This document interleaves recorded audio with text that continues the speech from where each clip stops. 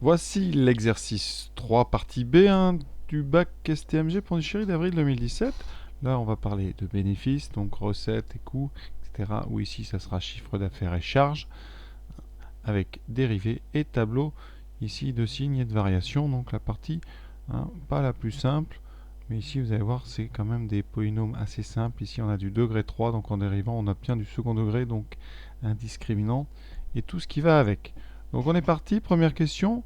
Voilà, comment justifier qu'une expression, et ça c'est une question qu'on retrouve très souvent, justifier que l'expression du bénéfice est la suivante.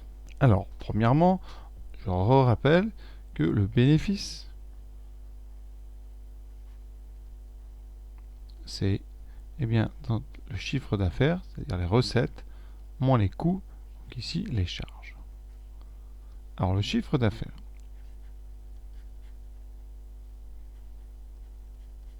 ici, combien est-ce qu'on gagne d'argent?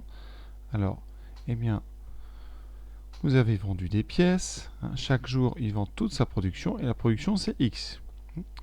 Chaque pièce est vendue 247 euros. Comme on vend X pièces, donc on écrit ça sur sa copie, on vend X pièces à 247 euros pièce. Donc, eh bien les recettes, qu'on pourra appeler recettes R de X, c'est-à-dire le chiffre d'affaires pour X vendu, c'est 247X. Voilà, donc le bénéfice, eh bien, ça sera ce chiffre d'affaires, 247X, moins les charges. Charges qu'on nous donne dans le texte, très important, donc on va recopier. X3 moins 30X2 plus 400X plus 100. On a une parenthèse avec un moins devant, très très important. Il va falloir changer le signe de tout ce qui est dans la parenthèse, donc ça fera moins X3 plus ici 30X2 moins 400X et moins 100. Attention à bien changer tous les signes. Donc ça va commencer, comme je l'ai dit, par moins x3. Par contre, vous aurez plus 30x2 moins 400x moins 100. Et vous verrez, on vous donne la réponse de toute façon pour que vous puissiez continuer. Donc qu'est-ce qui nous reste? Donc le coefficient le plus élevé, c'est le 3, donc c'est moins x3.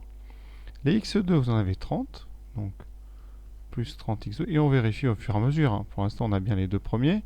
Ensuite, on a 247 moins 400, et 247 moins 400, eh bien, ça fait tout simplement moins 153x. Ici, vous avez moins 100. Voilà, c'est ce qu'il fallait démontrer. Donc on écrit CQFD. Donc voilà pour la première question. Alors je vais présenter ça comme ça, là, verticalement, et puis après on remettra un petit peu d'ordre pour que ça soit plus joli. Donc pour dériver b de x, il va falloir dériver chacun de ces quatre termes. Donc moins x3, 30x2, moins 153x et moins 100. Alors première remarque, il faut savoir que quand on dérive donc des x3, ça donne les 3x2. Donc ici, si on dérive moins x3, ça donnera moins la dérivée de x3, c'est-à-dire moins 3x2. Ensuite, on aura à dériver x2. Donc la dérivée de x2, vous le connaissez, c'est 2x. Comme on en a 30, eh bien ça fera 30 fois 2x. Ensuite, à savoir, quand on dérive une fonction avec un ax, c'est-à-dire un degré 1, ici, il va vous rester uniquement le coefficient directeur, c'est-à-dire a, il vous restera donc moins 153. Et ensuite, on dérive une constante, moins 100, il n'y a pas de x, et ça, on sait que ça donne 0. Donc, bilan, v' de x, eh bien, c'est moins 3x2 plus 60x moins 153. Et tout cela sur l'intervalle 0,25. Alors, pour justifier ce tableau, il faut trouver le signe de b'. Vous voyez ici, il y a marqué signe de b'. Alors, pour trouver le signe d'une fonction du second degré, on utilise le discriminant. Donc, vous écrivez b' est du second degré, puisqu'on a un x carré. Donc, on calcule le discriminant. Alors, avec a égale moins 3, b égale 60, c égale moins 153. Donc, delta, c'est b carré, donc 60 au carré, moins 4 fois a fois c. Ça nous donne donc, eh bien, une chose qu'on va calculer à la machine. J'ai calculé et ça me le donne. Donc 1764 qui est tout simplement 42 au carré. Ça, j'ai tapé racine carrée sur la machine. Donc on a bien un polynôme qui a deux ici, deux racines, ce qu'on appelle les solutions de b de b' de x égale 0. La première x1 égale donc moins b, donc moins 60, moins la racine de delta qui vaut 42 sur 2a, donc 2 fois, ça fait moins 6. Donc on obtient moins 102 sur 6, et ça, vous reconnaissez, ça fait moins 17. Pardon, ça fait moins 102 sur moins 6, ça fait plus 17. On retrouve bien le 17 qu'on a là. Et notre deuxième racine, deuxième solution de b' égale à 0, voilà, moins 60 plus 42 sur moins 6, qui nous donnera donc moins 22 sur moins 6, moins 18 sur moins 6, et donc ça fait plus 3, et on trouve bien notre 3. Ensuite, il va falloir justifier donc le signe. Voilà. Et il faut donc, sur votre copie, indiquer pourquoi on a moins, plus ou moins. Or, le coefficient de x carré, c'est ici moins 3. C'est égale à moins 3. Donc, négatif. Donc, b' de x est du signe de a à l'extérieur des deux,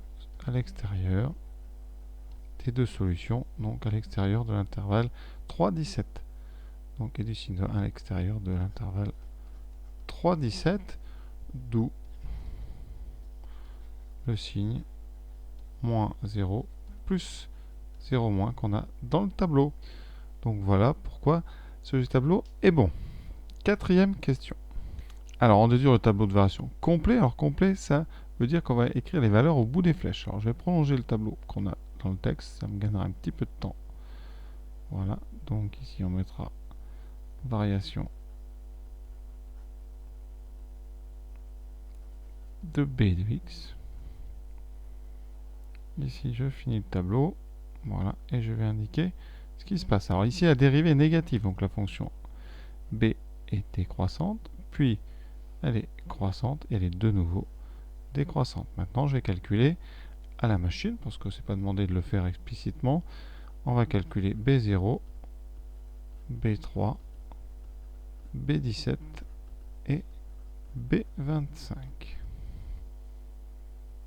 Avec évidemment la fonction b de x que vous avez dans le texte, qui n'est pas b'. Attention, c'est b de x dont on parle.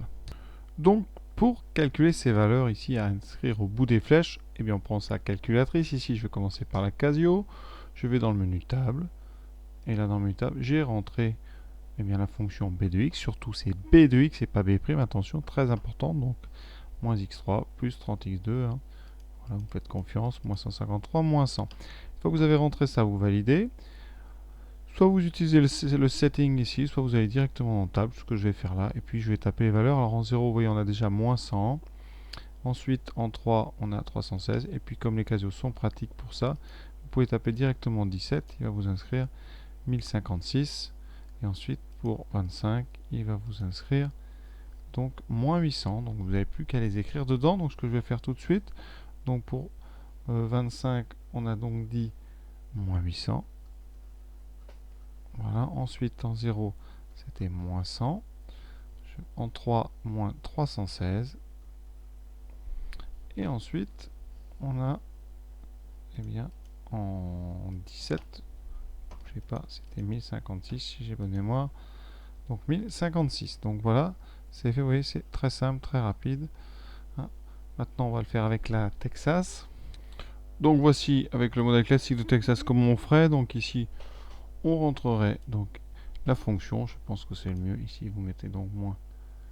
Donc les variables, c'est là, x3 plus 30x au carré moins 153x